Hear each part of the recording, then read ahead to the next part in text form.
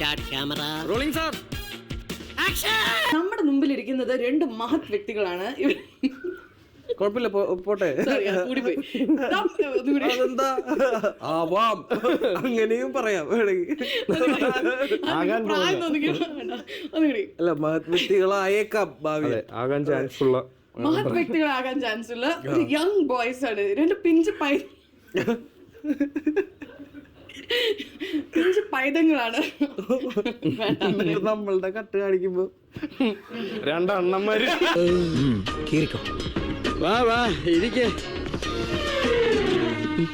കണ്ടോട്ടെ. I like what you are wearing.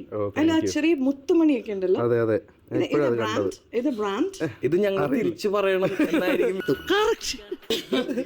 പറഞ്ഞ മോനെ. ആന്റിക്ക് ഇഷ്ടപ്പെട്ടല്ല. ആന്റി തന്നെ പ്രായം വെച്ച് ഞങ്ങളൊക്കെ ആന്റി എന്ന് വിളിക്കാൻ വേണമെങ്കിൽ വരവും വെച്ചു.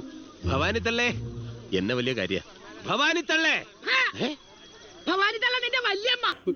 അപ്പൊ പുള്ളി ചോദിച്ചു, എടാ പെങ്ങടെ കല്യാണം കൂടെ പറയില്ല, കുഴപ്പമില്ല. അപ്പോഴത്തേക്കും അത് അങ്ങനെ എക്സ്റ്റെൻഡ് ആയി. പെങ്ങളുടെ കല്യാണം എന്തായി? കൂടാൻ പറ്റി. പെങ്ങടെ കല്യാണം നടന്നു, പോകാൻ പറ്റിയ നന്നായിട്ട്. എനിക്ക് പോകാൻ പറ്റില്ല അവിടെ. പോകാൻ പറ്റില്ല. Thank you gentleman, thank you. പെങ്ങടെ കല്യാണം കൂടാൻ പറ്റാത്ത കയ്യടി. ഈ പടവും ഞാൻ ഒത്തിരി എക്സൈറ്റഡ് ആണ് ഇതിന്റെ റിസൾട്ട് കാണാനായിട്ട്. ഇതൊരു പുതിയൊരു ഫ്രഷ് വാച്ച് ആയിരിക്കും. എങ്ങനത്തെ വാച്ച് അതായിരുന്നു.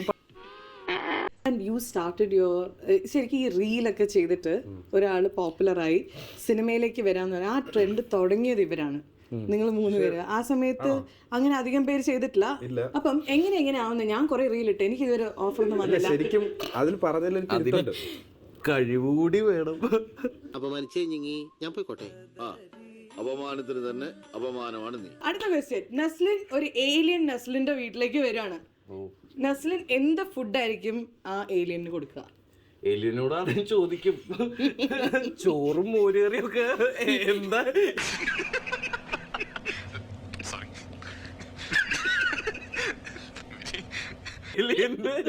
ശീലമുണ്ടോ, കഴിച്ച് ശീലമുണ്ടോ എന്ന് ചോദിച്ചിട്ട്